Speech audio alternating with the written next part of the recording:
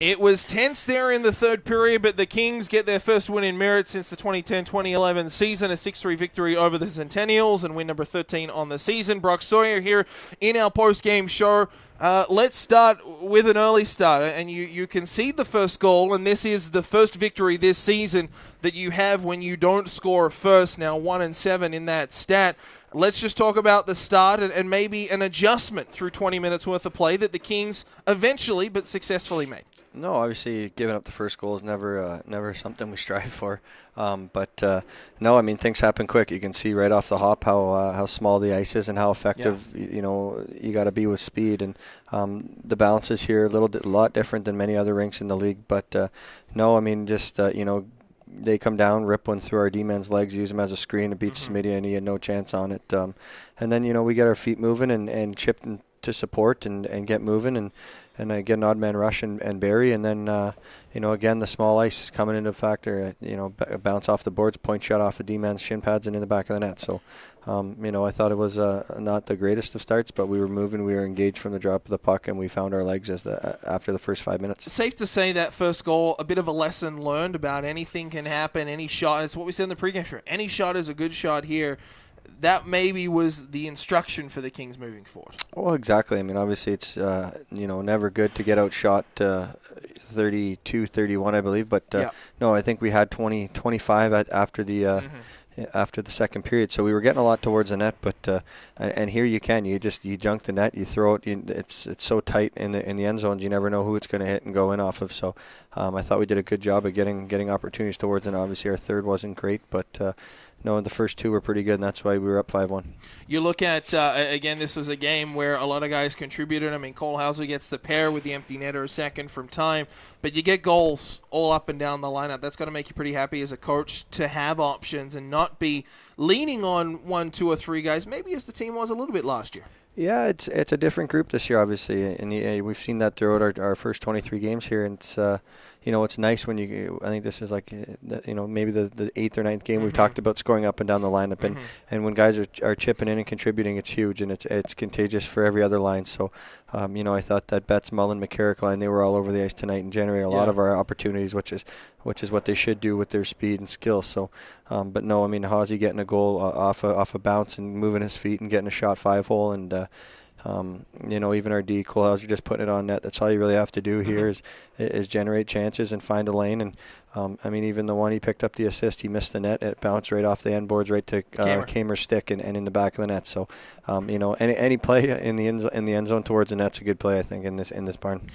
Let's go to that third period. Any concern? This is the second straight game where the Kings have been excellent, dominated at point through 40. And then the gas pedal comes right off. And full credit to Merritt. They came out much better in the third period. They controlled pucks, but you get outshot 17-5. That's a big red flag right there. Oh, no doubt. I mean, you got to give credit to Merritt. I mean, obviously they're taking some pride here playing at home, and it's it's tough to win on the road in this league. I've said that time and time again, and you knew there was going to be a big pushback from them. So, I thought it's just maturity in our group. Learning how to play a full 60 and maturing in the fact as in a group is continuing the good things, the good habits that we were doing in the first two. I mean, that we came out and absolutely dominated the first two. I mean, yes, they scored a goal, but we carried the pace of the play and we outshot them quite heavily. So you knew there was going to be a big pushback. It's just growing as a group and maturing as a group, and that's what you can put that third period on. Yes, we're up, but we can't take our foot off the gas pedal and just expect it to happen. We got to keep working and moving our feet and make things happen. Any surprise to see the emotion kind of creep into it there in the third period? I mean, it kind of flashed back to last year with Hunter Finlater there. Nothing quite that extreme, thankfully, but certainly two teams that don't see a lot of each other, but emotions kind of boiled over. No, not really. I mean, you could see it was going to be a chippy game, a lot of hacking and whacking right off the get-go, and I think we had the first maybe 5 power plays, which wasn't obviously, wasn't part of the game plan for them. But no, I mean, it's when the stick work's being let go like that, it's going to happen, and obviously some dangerous hits. I mean, we're lucky Betts isn't hurt off after that charging call that was missed, but no, it's when you come into the interior, it's a little bit tougher game. The rink's small, so there's a lot close quarters, and you're going to get that stick work. So I think some guys just had enough, and that's why there was that emotion. But it's part of the game. It's settled on the ice, and I thought we did a good job at managing that. I mean, Hawsey steps in for a fight, and I thought we were pretty good after that one. Then obviously Mullen jumping in for Betts. Hopefully there's nothing, no repercussions from that one. But no, pretty dangerous hit, and kudos to those guys for stepping up for teammates and for themselves. It's game number, what are we at right now? Game number 24 on the season. Let's have our 18th conversation about how good Jeff Smith was tonight, particularly there in that third period. We have to this again?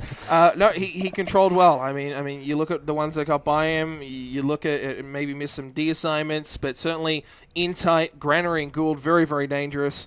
Certainly in the third period, shut the door. No, definitely. I mean, that's time and time again. Here's Smitty again to give us a chance to win. He was excellent again. Obviously, the first one I mentioned, he was screened by the D, didn't really have a shot on it.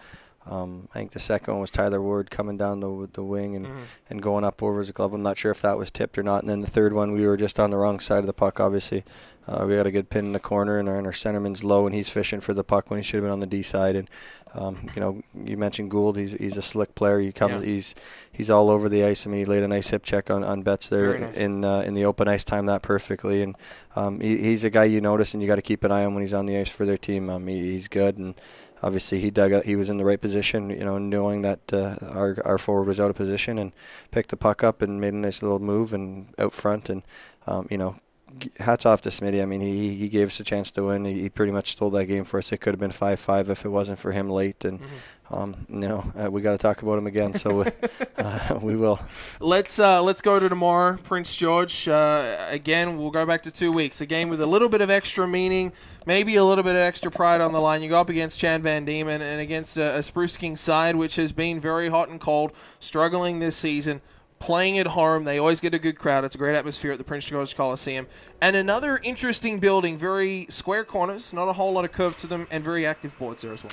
Yeah, it's nice that you get the square corners here tonight, and you go up there tomorrow and get the square corners. And it's old-time hockey, small rinks, and they're older buildings with the nice wood floors. So you got to be ready for a full 60-minute battle. I think it's you're going to be playing a team that's going to be charged up to play us after what happened in Powell River a couple weeks ago. And no mistake about it. It's hard to win on the road, and 3 and 2.5 is tough as it is. So obviously with the travel here tonight, some guys doing this for the first time. So we just play our game and manage our emotions and our energy level and play a full 60.